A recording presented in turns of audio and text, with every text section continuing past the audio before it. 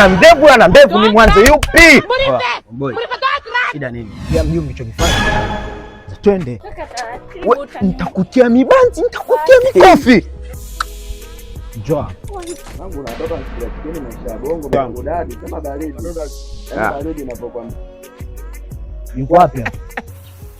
Yuko wapi hapa? Nitakutia mibao ujue.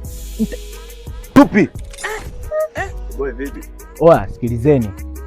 Msinichanganye, subiri atoe jibu. Yupi hapa? Yupi? Mwenye ndevu yuko wapi unanichanganya? Yuko wapi? Huyu ana ndevu, ana ndevu, ni mwanzo yupi? Oa, boy. My lord. Ya mjumbe tukifanya.